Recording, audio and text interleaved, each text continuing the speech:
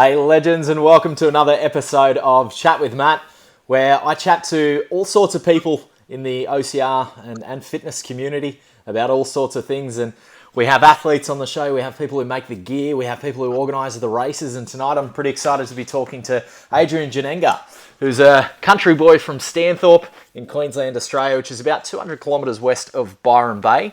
Now, Adrian tells me that the stress-free country life gives him the perfect balance to be able to focus on his OCR training.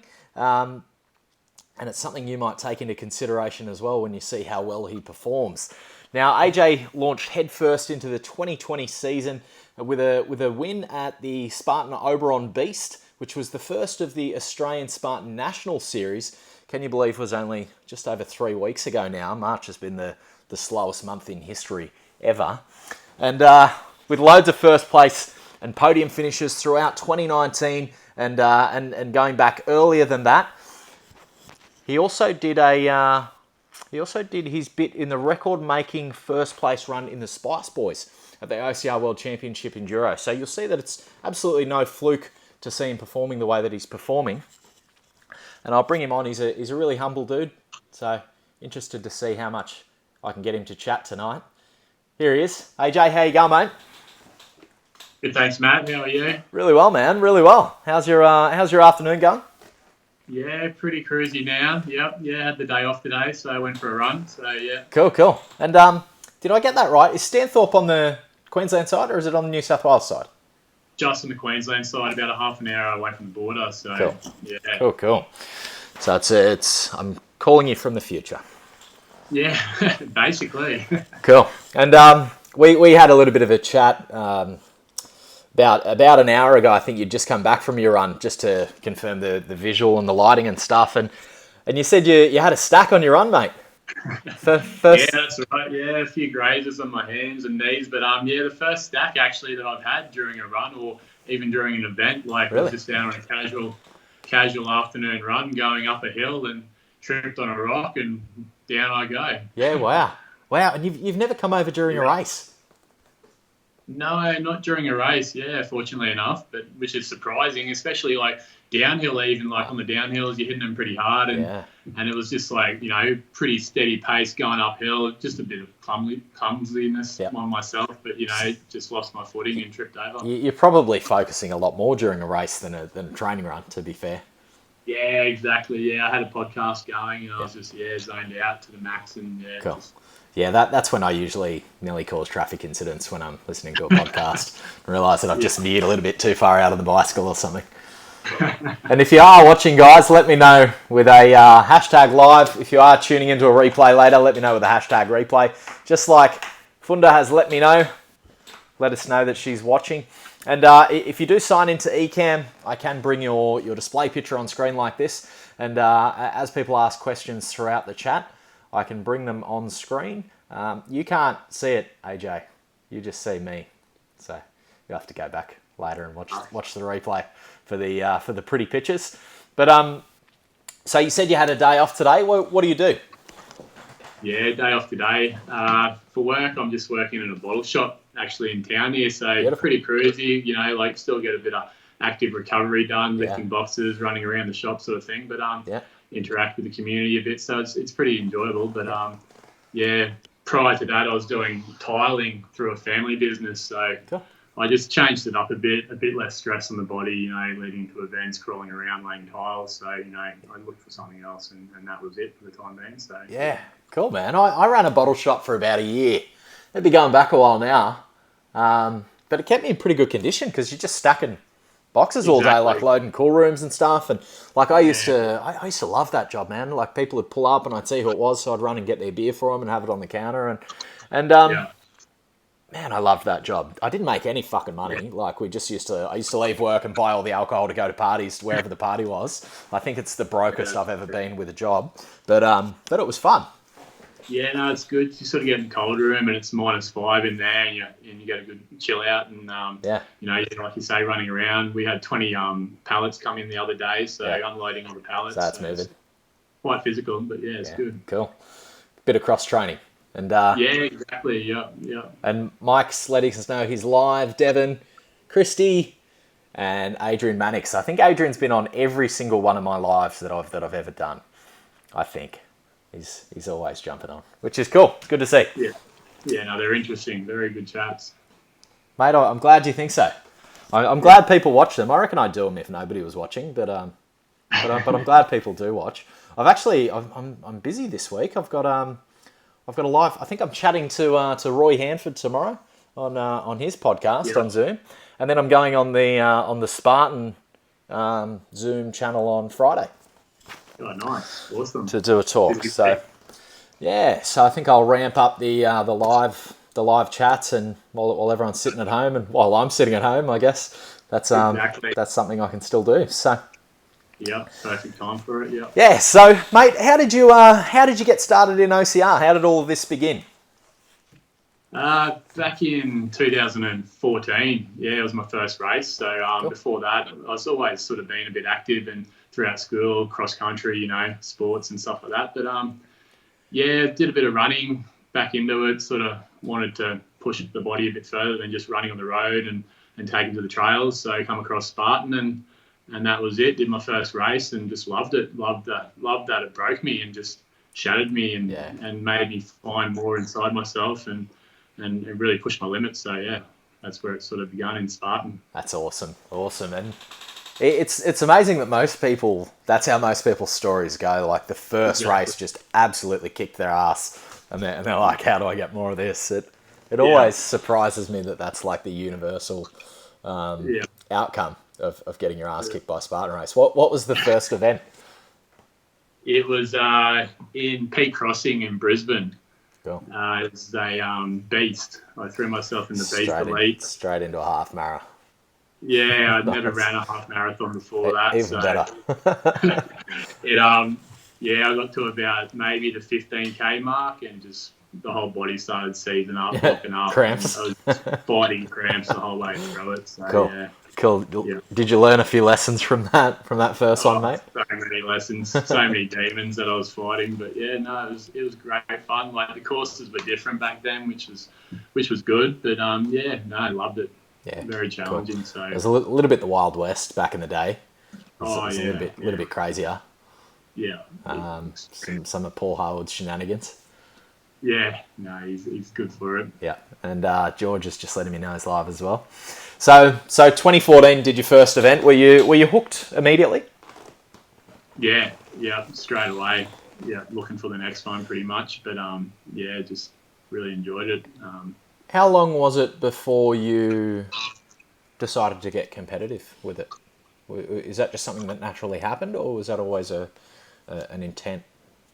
Oh, I've been pretty competitive. You sort of like with myself to sort of push my limits and reach new goals and new sort of like visions and versions of myself. But with other people, I sort of saw. Sorry, there's a fly just buzzing around. That's okay. I sort of saw the likes of Dempsey and those boys that were winning back in those days, and just thought, wow, these guys are just incredible. Like I wanted to be at that level back then already when I did my first race, and I knew I had a huge mountain to climb to get there, but just stayed persistent and just worked at it. So it gave me a good goal to look forward to, like seeing those guys, and had to have patience to get there. So yeah, cool. And that sort of leads me into the next question, which is what drives you to push your limits, man? What you've got to have a fair level of mental strength to train and compete and endure the pain that you guys do to compete at the level that you do. What's burning you to do that? Yeah, just maybe because not too sure really. Like I've failed so many times before. Like I guess you fail so many times and you just want to get back up and keep going until you achieve something. And within the race, you want to get on the podium, or you want to be the best, or you want to just be better within yourself. There's so many different levels that you want to sort of achieve that. Definitely. But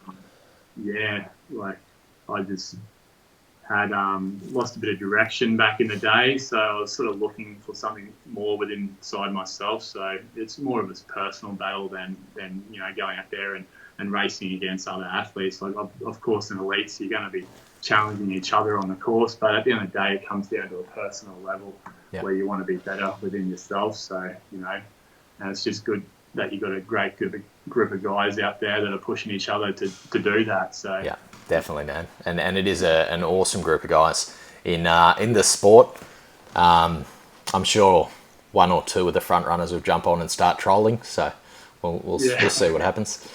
Corey's letting me know he's live. He'll be coming for you Elise pretty soon. He had a really good start to the season at Marvel, and then his appendix blew up. He had to have his appendix out like a week before Oberon, which was which was just come out of nowhere. That's no good. Yeah. Janelle's letting me know she's live as well, and Mikey has just said, plus you have one very committed manager and cheer squad. We chatted with your wife at Oberon. Mikey must have chatted to Jess. Yeah, right. Yeah, she was definitely cheering me on. Yep. Yeah, she loves it. She probably loves it more than me, nearly, which is good. Yeah, she's always there supporting you, mate. It's good to see. It's good to see, and I know she's there somewhere. She can hear us. Yeah, she is. Did she say she was going to come on camera? Oh, if she wants to, she's going outside there somewhere. But, that's right. Yeah, I'll try and get her on soon. We'll get her a bit later. I want to prod her into a race. Yeah.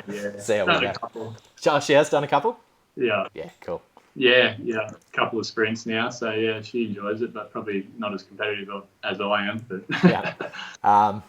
And Mikey, he's one of the blokes. He's been my client for a few years now, and he is another dude who's just mentally can push himself so much. I think he messaged in the challenge that I'm running that he did a 22-minute wall sit yesterday. I'm like, fuck. How much mental toughness do you need to do to have a 22-minute wall sit? It's rough. Yeah, and he just said she was awesome. Jess, he's talking about. So what does your standard training week look like? To achieve that level, and I guess how has it evolved back from 2014 when you decided you wanted to get a bit better at it? Yeah, well, my standard week it's always sort of changing, so I don't really follow like a certain structure of training week by week. I just sort of go into it and sort of hit certain exercises. Say it might be a high intensity, and then grip strength and core, and then a certain amount of running per week, which involves hills, speed, and obstacle course racing, stimulation, and stuff like that. But cool. I've become more complex with my training, I guess. Back in 2014, I'd just be going for a run, and that'd be it. And I'd probably do the standard sort of gym sort of training, lifting weights. Yep. So a lot of structure and a lot of high intensity and different movements and exercises and recovery. I've definitely picked up on a lot of information over the years, so it's been good. Sure, and you get more specific. I know back in the day I was training and just a bit of cardio a week, gym, push, pull, legs. Like there was no structure. It was just I was just sort of trying to train everything, but eventually you hit a focal point, and then you get a lot more specific. You start doing grip strength. Are there certain like goals that you set for yourself, and then just plan accordingly, or? Like probably I'd like to get a certain amount of Ks in a week, and then depending on what I'm training for, like, if it's a longer event or a shorter event or that sort of stuff as well, that comes into the equation. But like goals, I might just it depends on the intensity. Maybe like I might pick up the intensity more one week if it's like a sprint and a beast and stuff like that. But more I have running goals than physical strength goals. Okay. So, yeah, cool. Cool. So do you, is there a sort of a set amount of Ks that you run every week? Sort of averaging lately between 50 to 80 Ks probably a week. Sure. Sort of my average. It sort of varies a bit. Some weeks, I'm not going to hit 80 Ks a week. Every week I like to reduce it a bit and then focus on something else, which might be more grip, more power, more strength, rather than the running. So, one week might I'll probably put in more running, and then the other week I'll put in more strength and grip, and, might try and focus. If it's the running week, I'll focus on. I always run hills, so I like to get a bit of elevation in a week, but I don't have too many mountains around here to climb. But Hillary Peaks is always good, so yep, I smash out a lot of them quite often. Cool. And was there did that serve you pretty well at Oberon, because it was a sort of bit of a rolling hill track? Yeah, I was actually expecting more elevation at Oberon. Me too, man. Me too, to be honest. Because there's some really good little mountains around that area. I was thinking Bathurst and how many little hills and shit, and I'm like, oh, there's gonna be some mountains there. But it was a great course. But how did you find it? Yeah, I love the course there. It was really good. Yeah, maybe more climbing would have been better. But, underfoot, it was quite nice, pretty soft cushioning grass, easy terrain to run across. So, real quick course. But, yeah, there were a few hills, not so many steep hills, but gradual climbs. So, it was good. Yeah, you were rarely running flat. It was sort of a bit of a... Yeah. Yeah, it was very similar to Mulaney Dairies, I found. Yeah. Maybe it was just the smell. Maybe just the dairy farm smell. It just took me back. Yeah, the old barbed wire crawl, had a few cow patties in there, mate. I think they definitely, because it looked like they sort of backbladed that with a bobcat or something. I'm sure they just got a couple of piles of shit and dropped them there and dragged it all in, because that did not smell great. Yeah, no, it had a bit of a smell to it. Yeah. And Gary's just letting me know he's live, and Corey's saying hills are never great. AJ likes hills. He's good. He said more hills. No, hills are good. Hills are very good. How close was it? I think there was only about a minute, maybe a minute 10 or something between first to third place, I believe, in the men's elite, and I think there was only about a minute 30 in the female elite between first to third. So, how close was the race? Were you guys changing positions throughout the whole time, or? Yeah, it was extremely close. I was probably pushed back to maybe 6th or 7th place in the first 10 kilometres. That just shows how tight it was. But just to work up to, I think Liam was leading with Tony most of the way in the beginning. Tony hit out pretty hard. I thought, shit, no one's going to stop him the way he started. But it was a big mental battle. We were switching places maybe between me and Josh for a bit there, and then just to work past Josh and Tony is hard within itself, because in that sort of race you don't want to let anyone else get in front, and it's a big mental game at that point. But no, we all pushed on pretty hard, and we were changing positions quite often, and I didn't really catch up to Liam until maybe the 16th kilometre. Around that mark, I sort of had him in my sights then. So it was very tight between me and him. He was only coming over the A-frame as I was finishing, so maybe, not far behind me at all. Yeah, it wasn't much. I think it was a minute first to third place, because third was JP? Yeah, cool. Yeah. So very tight battle.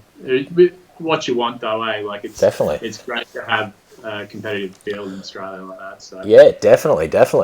I think it gets the most out of you too. When you're training with somebody who's slightly better than you, or going hard, you're always going to push a little bit harder. And Lockie Dancy's just jumped on, said he's live.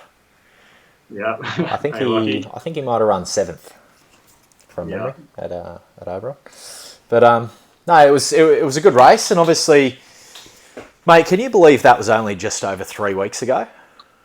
Oh, it's crazy, yeah. It hasn't really sunken in, how the results that I got from it yet. But, just 3 weeks ago, so much has happened since then, obviously, around the world, and it's just crazy. It's been mental, because we were originally supposed to chat straight after. I think the just after the week after or something, so 8 days afterwards or 9 days afterwards. And that was when all this crazy shit started breaking out, and they started cancelling events, and obviously my sky started to fall a little bit, so I had to put the chat back, which I apologise for. But mate, it's been a crazy time. How are you? How are you going with it? Is it affecting you too much up in Stanthorpe there? Is it mental? Well, it's not too bad here in Stanthorpe. I guess it's pretty pretty well isolated where I live here in Stanthorpe. You can't get any more further in isolation than here. Well, you probably could, but no, it's good for that reason. Like we're about 3 hours or 2.5 off Brisbane or something like that. Yeah, so cool. a fair bit away from the city. So, you know, we've had no cases here.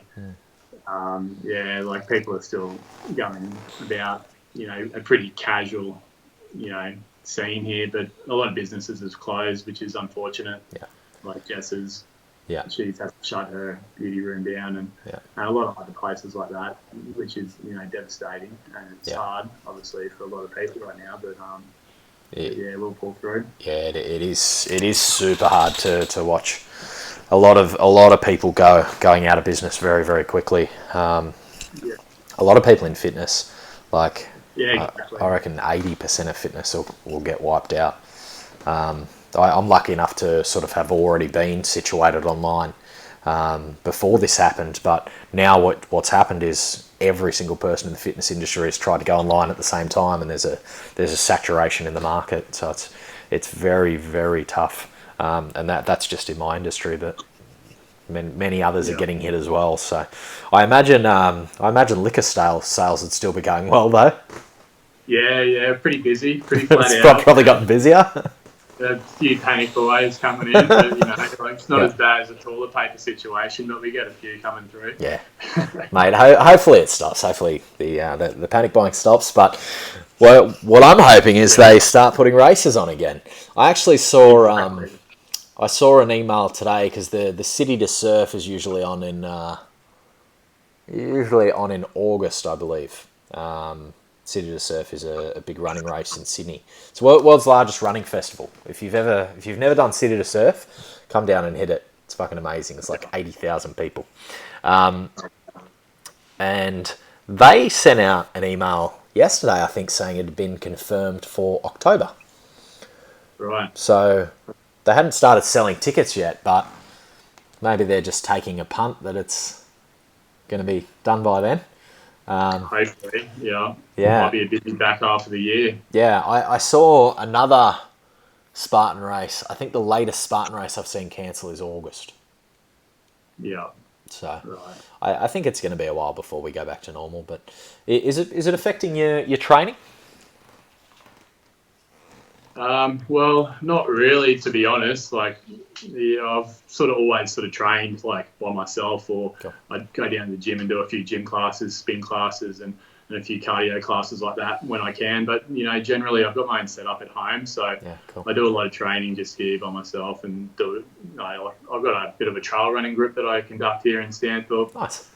But other than that, you know, like, a lot of runs I'm out by myself, or, you know, training at home in the shed. So, you know, there's always ways around it at the end of the day. Like, you're going to get the training done. Yeah. You're just going to, you know, you got to find ways to do it. So Definitely.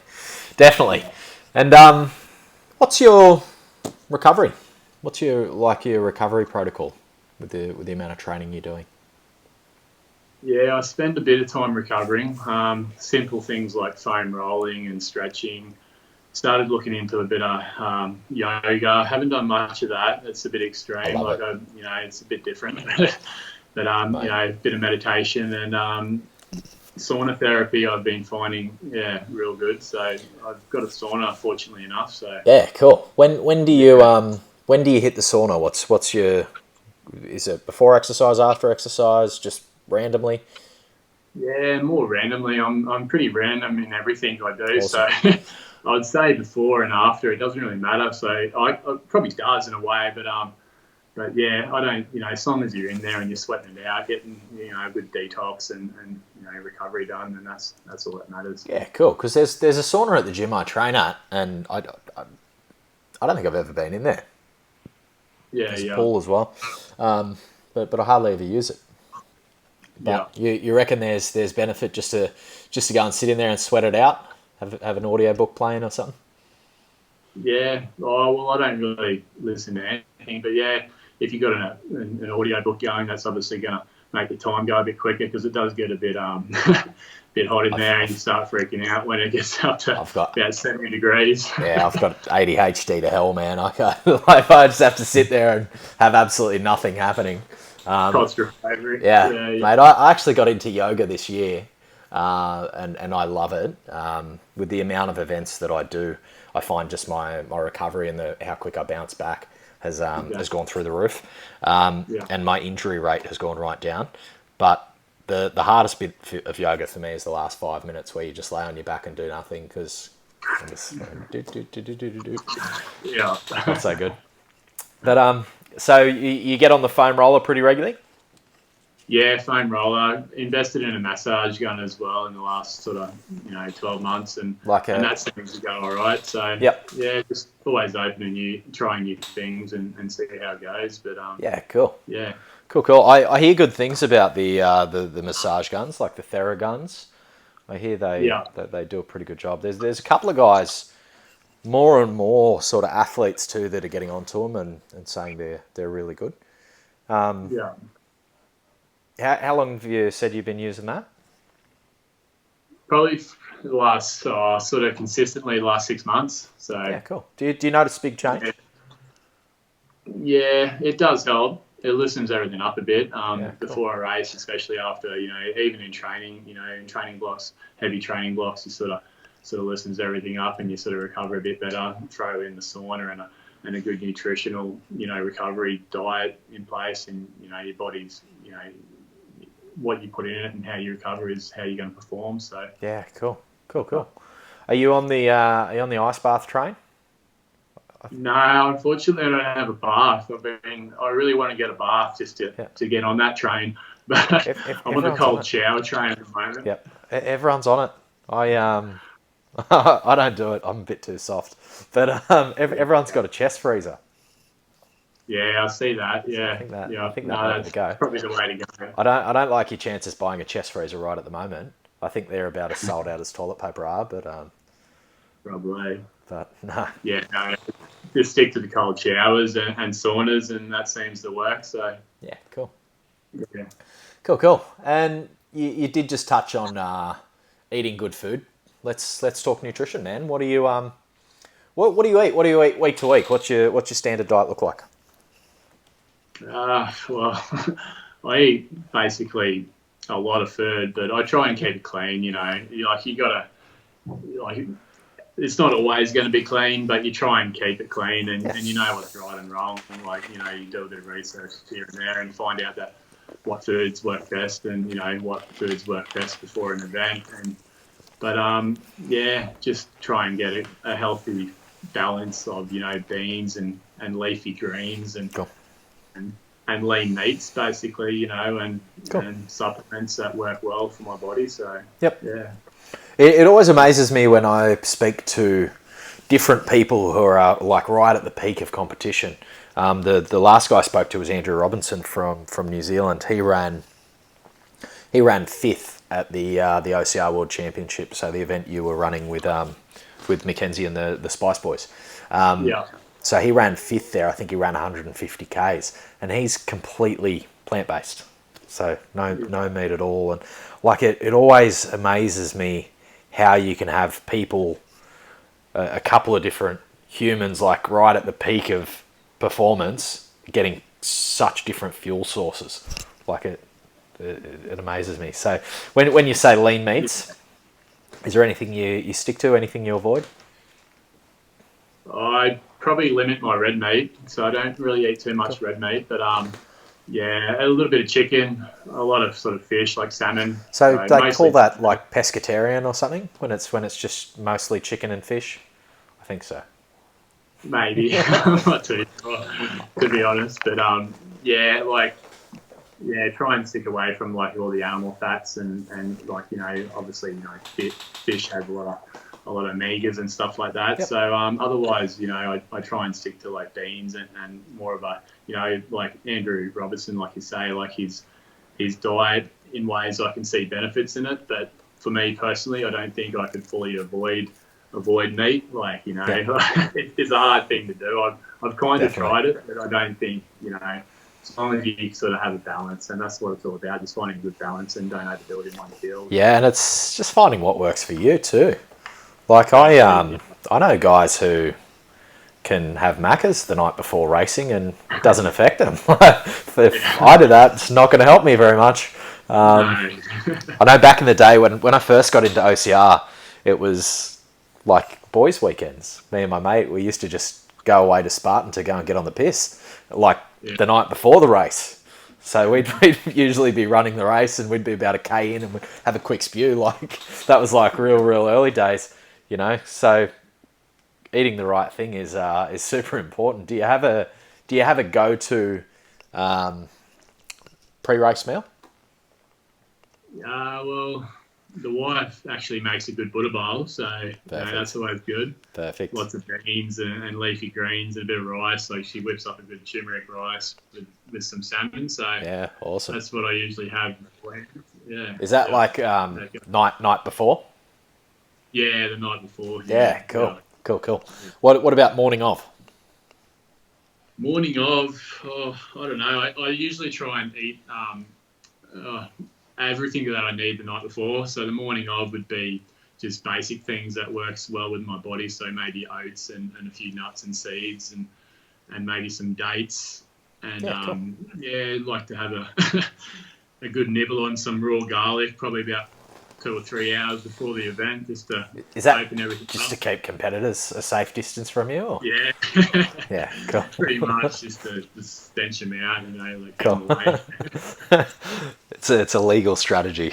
Yeah, that's basically what works. So just keep it simple and what works well. So coconut water is another thing. So down at least probably 3 litres of coconut water between the 12 hours before the event. So yeah, wow. Is that just to get your electrolytes and hydration and everything up? Yeah, get everything all up, all the levels all up. So it's some good stuff in coconut water. So. Cool. And Shannon's just let me know she's live. Kerry Lashcombe letting me know she's live as well.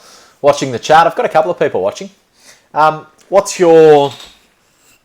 about during a race? Are you a gels guy? I don't know. I always carry a gel on me. Like, I don't, Oberon, I didn't use it. I just had it there.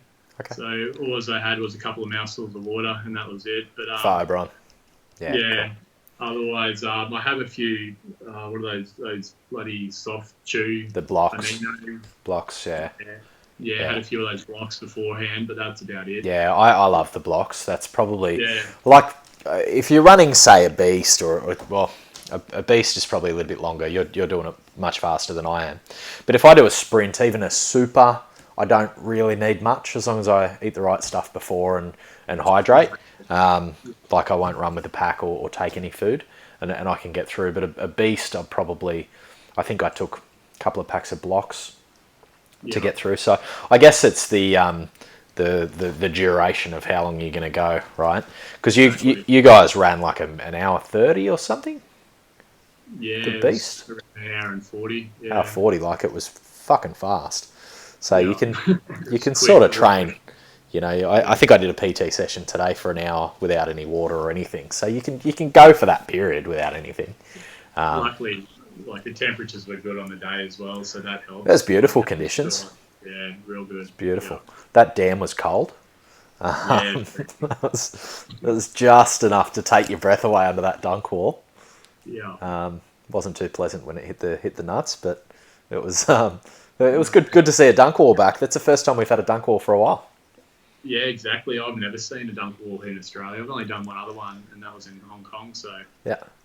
So it was good to see it. Yeah. Maybe I haven't even done one at Spartan. Maybe it's Tough Mudder and Raw Challenge that I'm thinking of. Yeah, I know Tough Mudder. You go through a lot of water. So Arctic Enema. Raw Challenge up at Doyleson. They've got like a skip bin that you sort of have to go under a wall in the middle, and they just sit there and fill it with ice, and that's fun. Yeah. Have you ever hit Raw Challenge up at Dawson, up near Newcastle? No, I haven't done that one. No. Good race. I did the one in Woodford, the 8 hour. The Wood 40er, the toughest, Australia's toughest. Yeah. Would have been 2018. Yeah, something like that. Yeah. Cool. How'd you go there? Oh, not too bad. Gave it a good crack, but the obstacles were totally different. So I enjoyed having to go on different obstacles, a lot of grip strength, and and like you say, the freezing cold waters and that really tested us out. But it's a different event. I went and hit. I'd only ever done just the standard Tough Mudder at Sydney a couple of times, or sort of Central Coast. So like the 18K, and I went and did toughest, Australia's toughest in 2019. So last year. Yeah, sort of tail end of last year. Just because I had a couple of clients in the States who were all preparing for World's Toughest. And they were asking me, they're like, Matt, how do I do Black Widow? Or how do I do this obstacle or this obstacle? And I'm like, I got no fucking idea. I don't even know what you're talking about. Like, I'm trying to Google stuff. And I'm like, all right, this is how I'd train for it. But I'm like, I've got to go and have a play on these obstacles so I know what I'm talking about. So, yeah, it was good. Trying to... You got to use just different strategy, and you got to work out how to make your body move through different things, which is one of the best parts of obstacle racing. Yeah, they've got some tough obstacles, so yeah, it's good. Just some different obstacles too. Like it's a much more like team-based event. A lot of the obstacles you sort of need help. Exactly. To get through, which is a bit of a different vibe. I much sort of prefer Spartan, where you can help each other as a team, but if you want to compete and test yourself personally, you can get through everything. Like there is that potential. I find I like that more. Yeah. No, Spartan's definitely the best one out of all of them, to be honest. Definitely the most competitive. Shannon's just said 3 litres of coconut water. Does it make you shit? Well, AJ, does it make you shit? No, surprisingly enough, no. If I have a coffee, maybe, but coconut water seems to settle my gut pretty well. So coffee for me is fucking instant. I've been walking in the cafe. Like usually I work in a cafe, but obviously can't do that at the moment. So I've been walking every day to the cafe, which is maybe 500 meters. And literally I get a takeaway coffee, and by the time I get back, it's like, coffee's just got that instant effect, doesn't it? Yeah, definitely. What about while we're on the topic? What about nervous poos? How many times do you have to go to the Portaloos before a race? Yeah, I usually set the alarm about an hour earlier just for that case. There's usually a few, but I'm not going to say how many. But definitely at least one in the Portaloo before I start. And Shannon also said the Hong Kong dunk wall was so refreshing. I imagine it would have been hot and humid there. Yeah, it was. It wasn't too bad when we sort of raced earlier on, but once the day sort of progressed, it got real hot. Yeah. Very hot, but it was different. So it was good to sort of did my first twister there as well, and the incline was incredible. But it was great. So. Yeah, cool. I was going to get to Hong Kong this year. I think I had a Hong Kong somewhere. 2021 will be our year, right? It's a bit sad seeing all the bloody races that you had lined up. Man, I was supposed to be, Melbourne was the weekend just past. Spartan Melbourne. I was going to go direct out of Melbourne to Malaysia, then Philippines and Taiwan in April. So, it's definitely sad. But I think everything's just on pause for a little while, mate. The world will bounce back. Danzy's just said he's pretty sure he remembers a dunk wall at Spartan Picton a few years back. What's that, sorry? Lachlan Danzy just said he's pretty sure he remembers a dunk wall at Spartan Picton a few years back. Yeah, right. Okay. And Shannon said, lol, be honest, you get a mocker? I do. Yes, I do. I've actually changed a little bit because I've been doing PT at... My PT comes around at 9:45 because now that I can't go to the gym and do classes, I've got like absolutely no accountability to train. So my PT's coming around at 9:45. So I've been having low-fat cappuccinos because mockers make me spew if I have them right before exercise. But I did once stop through the in the middle of the Sydney Marathon and get a mocker. Yeah, really. And then kept halfway through. Yeah, about the 30k mark, I stopped, ran into a cafe and got a mocker, and then the next sort of couple of k's, I was just doing a sort of bit of a light jog while I was drinking it. Why not? Do love a mocker. Kept you going. Yeah, Angela Kelly's just said, awesome, Adrian. It's the old girl. That's your old girl? Yeah? Sneaking on live. Sneaking on. How are you, Angela? Hopefully we get a little bit of banter. She's just said wonderful. And Shannon said, fuck that incline in Hong Kong. How much elevation was there in Hong Kong? I'd have to look at Strava again. Honestly, I can't remember, but the mountain was just brutal. Like, it was probably over 400 metres. I'm not too sure in the Super. But, yeah, just the mountain, though, like, it was just constant. So, like, coming down was harder for me than going up because I'm not too sure why, but I got overtaken on the way down, and some guy was just flying down it, and he was just hooking in, and like I struggled with the downhills for some reason a little bit. So it's something that I've been working on of late. But it was absolutely brutal. Yeah, cool. I just compare everything to Bright. When someone's like, how much elevation? I'm like, 1.5 Brights. Like, that's sort of how, that's my internal measuring system now. I'd probably put it to that, a little bit more than Bright. Yeah. And Judy Spiller has just said, on you, Adrian, proud of you. Oh, thanks, Judy. Is that someone you know as well? Yeah, local in town. So, got a couple of locals jumping on. Cool. Yeah. Shannon's just said, same down. Same down was brutal. I power chucked. Did you get on the piss the night before, Shannon? Because I don't drink anymore. Actually, it was probably my first year in OCR where it was like all about boys' weekends, and then we're like, okay, we're going to get serious about this because I'm tired of vomiting. Yes. So, nutrition. What's your post race? Do you have a cheat meal? Is there something that you just crave after a race? Yeah, I normally have no limits after a race. Throw it all out the window. No, sort of just whatever I can find that's half decent. Like whether it's a burger, support the local the vendors at the race and buy a few burgers and stuff like that. So yeah, cool. But yeah, cool. I'm not too fussed at that stage. I'm sure it's just going to burn straight through, go in and go out straight away. Definitely, mate. Definitely. The amount you're training, the amount you're burning. Yeah. I don't think you'd have any problem with too much weight, I imagine. Yeah, I've been at the same weight for a long time, so yeah. Yeah. If anything, I wouldn't mind losing a few kilos, but yeah. Cool. Not that I can afford to lose too much, but maybe just a few. It's definitely not saying you have to, but at that elite end, that couple of kilos, like that 1 or 2 kilos, could be the real difference in a lot of pace for your longer distance speed running, especially going up and down hills and stuff as well. So for sure.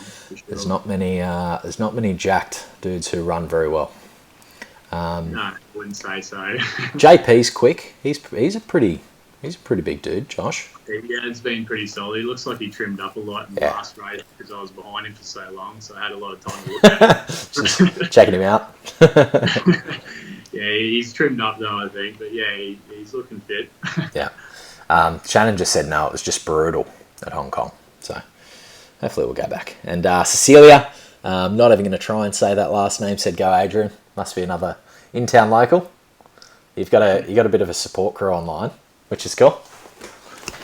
Yeah, the smaller community, you sort of, you interact and know a lot of people, which is great, Yeah, cool. Very sort of happy to have these people in my life. Cool. Small towns are great for that sort of community, and everyone's sort of supporting each other. Oh, for sure, yeah. My mum's up in out west of like Toowoomba, so probably not too far from where you are. And just everyone knows each other. It's really cool. So how far are you looking to go with OCR, man? What's the end goal? The end goal, I don't think. Hopefully, there's not an end. Hopefully, I can just keep going and going. Like when you look at the older guys that are still competing now, it gives us a lot of hope that we're going, still going, another 10 years, 20 years time, maybe not competing at as, as such as a serious level, but how old are you now, man? I'm 32 now. 32. So, man, look at like Tony Curtis and Danzy. Exactly. You've still got at least 10 years.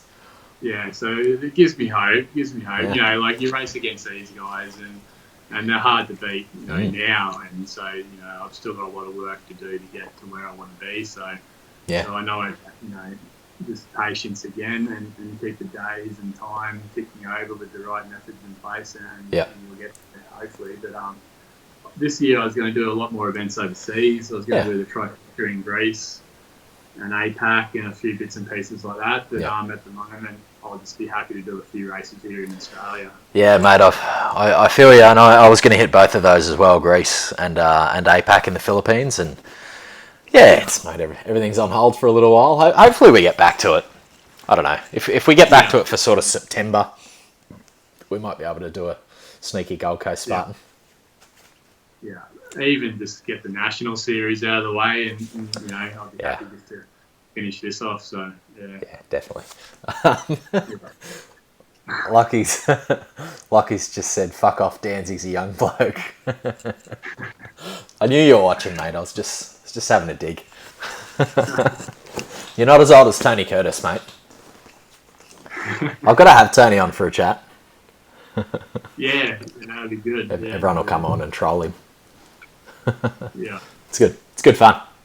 Yeah, for sure. So just looking to see how far you can go and obviously branching out into the international side of things. Is that sort of where you're looking to go? Yeah, definitely. Yeah, I wouldn't mind spending quite long at the moment, not so much, but in the future, hopefully spending quite a lot of time overseas and do a lot of different events and races over there. Yeah. Inside Spartan and outside of Spartan. So cool. I did the OCR World Championships in 2016 in Blue Mountain in Canada. Yeah, so, nice.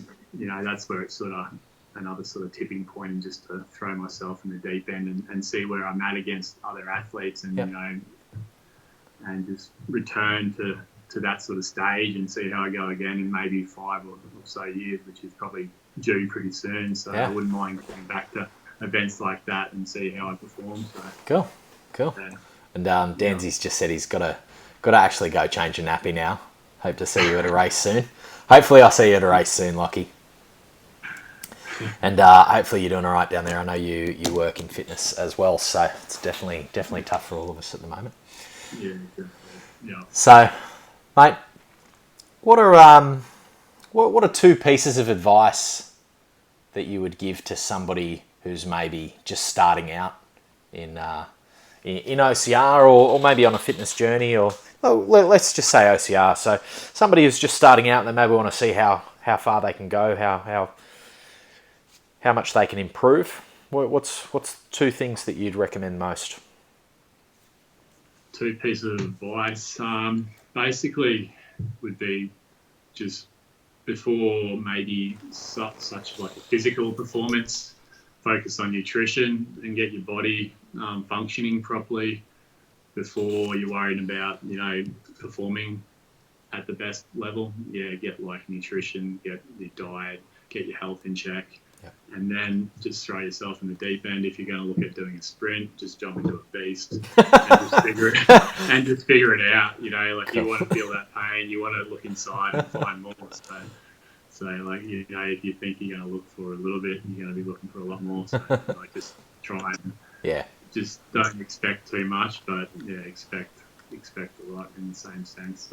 Yeah, that's awesome. I usually say to clients, I usually say to clients, like if they say sort of, I want to do it, but I don't know what I can do, I always go, all right, what do you think you can probably just do?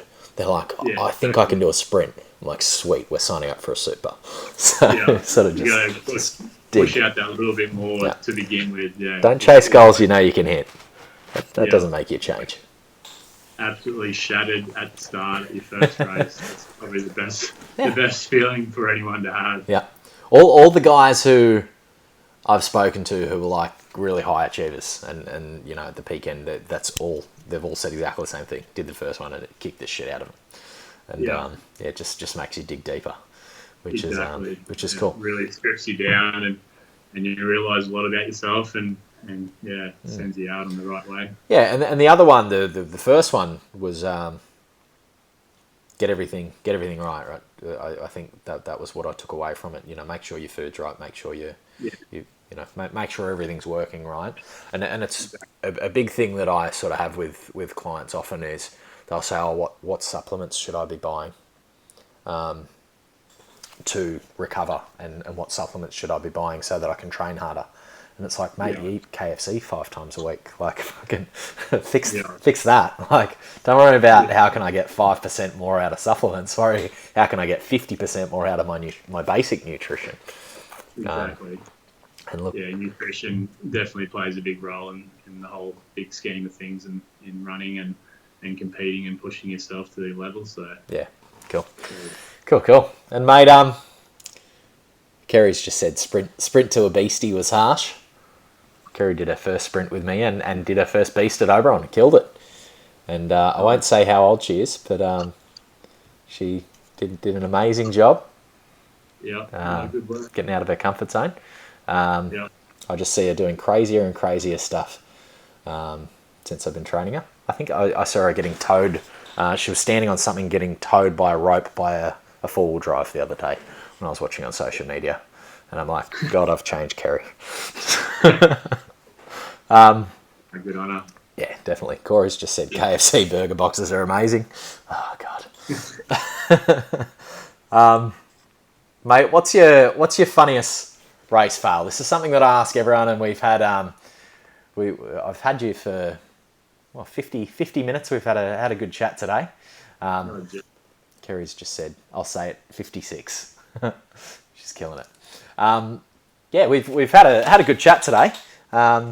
Something that I ask everyone before we go is, what's your funniest race fail? What's the funniest thing you've had happen out on a course or during training? It can't be that you fell over today. You already told us that. Yeah, no, the funniest would be in, besides knocking myself out, that's probably not so funny. Oh, you definitely told us that story as well, though. That was last year, actually. But Picton in 2018, I think it was, I lost my shoe.